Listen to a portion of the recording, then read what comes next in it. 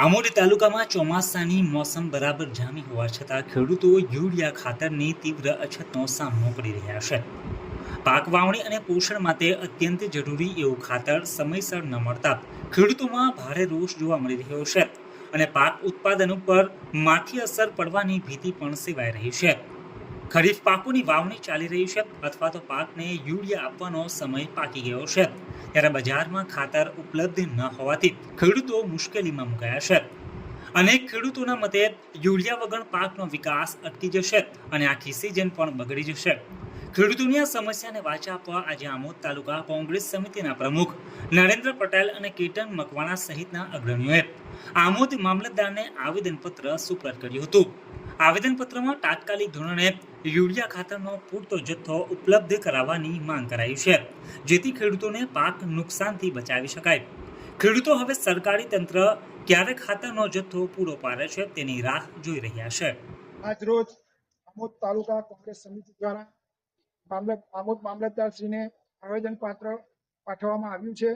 જે જગતનો તાત કહેવાય તે આમોદ તાલુકાના ખેડૂતોને સમયસર જે યુરિયા ખાતર ઉપલબ્ધ થતું નથી, છતાં ઉપરથી સમયસર પુરવઠો આવતો નથી.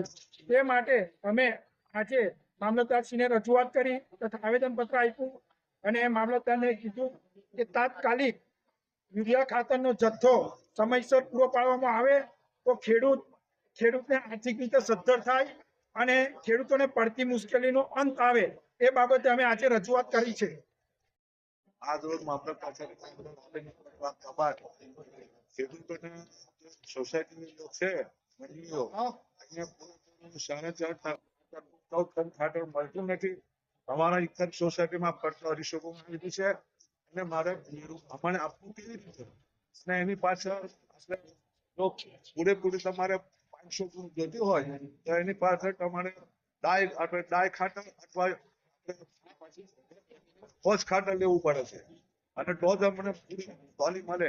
તો એ રીતે સરકારની આ નીતિ છે. ખેડૂતો વિરોધ છે, ખેડૂતો વિરોધનો ટાટ કહેવાય. એને તાત્કાલિક આ જે અમને આપ્યું છે એનો અમલ થવો જોઈએ.